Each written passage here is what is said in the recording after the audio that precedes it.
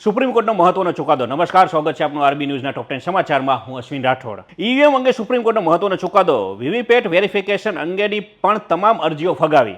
બિહારમાં લગ્ન દરમિયાન ફટાકડાના કારણે ઘરમાં આગ લાગતા 6 લોકોના મોત. રાજસ્થાનમાં રોડના કિનારે સૂતેલા પરિવારના 11 લોકોને કારે કચડી નાખતા 3 લોકોના મોત, 8 લોકો થયા ઘાયલ. વિશ્વમાં 28.2 કરોડ લોકો ભૂખથી મરી રહ્યા હોવાનો યુએનમાં રિપોર્ટ.